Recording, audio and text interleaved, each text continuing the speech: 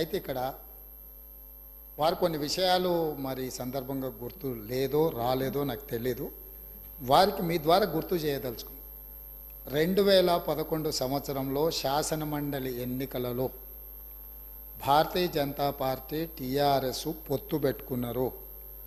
ఆనాడు ఇదే సభలో ఉన్న ఈరోజు కేంద్ర మంత్రి బీజేపీ అధ్యక్షుడు కిషన్ రెడ్డి గారు, ఎండెల లక్ష్మీనారాయణ గారు ఇద్దరు శాసనసభ్యులు బీజేపీ నుంచి టీఆర్ఎస్ అభ్యర్థికి అధికారికంగా ఓట్లేసిండ్రు. ఒకటి. రెండవది, ఆనాడు ముగ్గురు టీఆర్ఎస్ ఎమ్మెల్యేలు కిరణ్ కుమార్ రెడ్డి గారికి ఓటేసిండ్రు.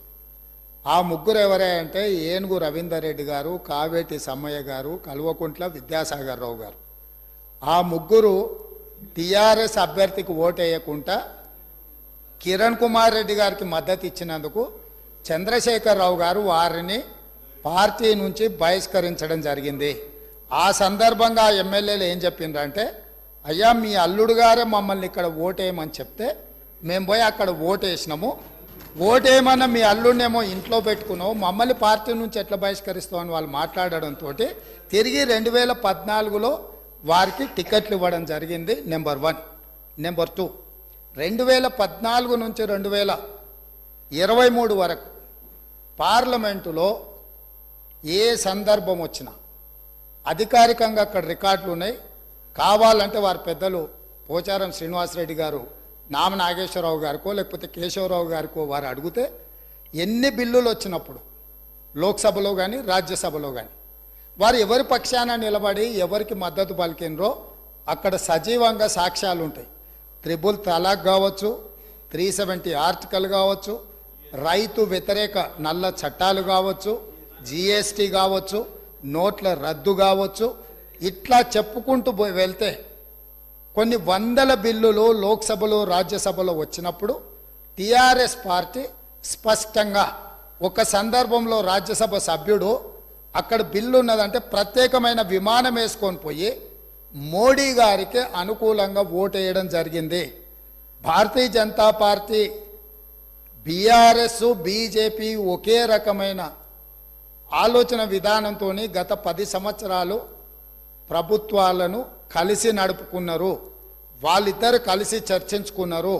ఇంతెందుకు, వాళ్ళ పార్టీ అంతర్గత విషయం ముఖ్యమంత్రి గారిని మార్చాలని ఇక్కడ చాలామంది మాజీ మంత్రులు చంద్రశేఖరరావు గారిని దించేసేయాలి, తారక రామారావు గారిని ముఖ్యమంత్రిని చేయాలని చెప్పి ఆ మంత్రివర్గంలో ఉన్న వాళ్ళే చంద్రశేఖరరావు గారి మీద అవిశ్వాసం ప్రకటించి తారక రామారావు గారిని ముఖ్యమంత్రిని చేయండి అని వాళ్ళు మాట్లాడినరు.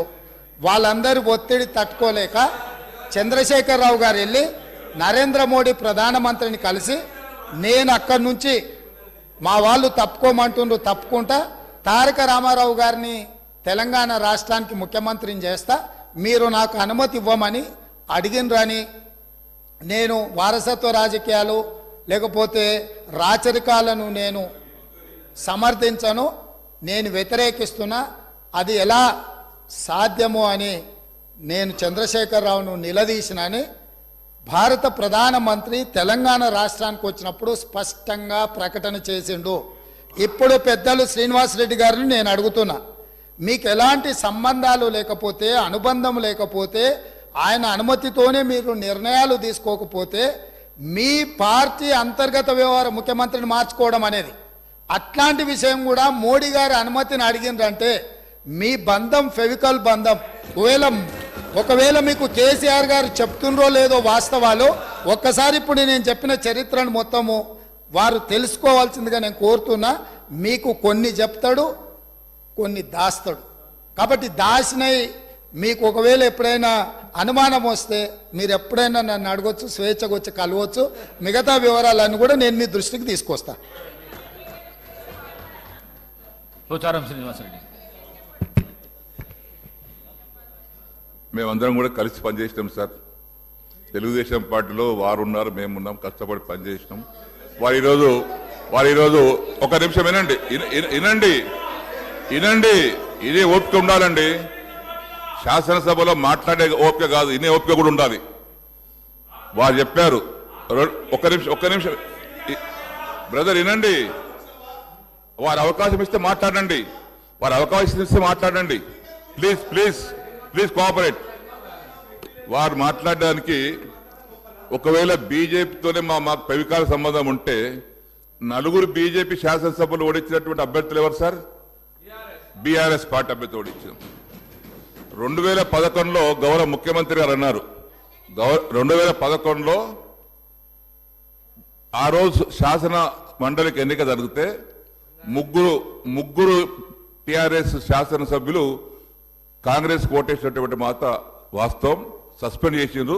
కిరణ్ కుమార్ రెడ్డి కాదు, ఎమ్మెల్సీగా కాంగ్రెస్ పార్టీ రంగారెడ్డి పోటీ చేసిండు, టిఆర్ఎస్ తరఫున మహమూద్ అలీ గారు పోటీ చేసిండ్రు. నేను అప్పుడే మన ఇద్దరం తెలుగుదేశం పార్టీలో ఉన్నాం. దాని తర్వాత నేను బీఆర్ఎస్ పార్టీకి వచ్చిన.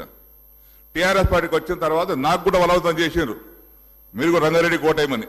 నేను బీఆర్ఎస్ పార్టీకి మొన్నే వచ్చిన మాట ఇచ్చిన.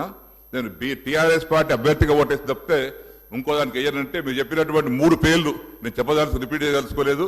ఆ 3 పేర్లు లాలూచి పడి బీఆర్ఎస్ పార్టీకి అభ్యర్థికి వ్యతిరేకంగా రంగారెడ్డి కోటేసి రంగారెడ్డి గెలిపించుకున్నారు కాంగ్రెస్ పార్టీ.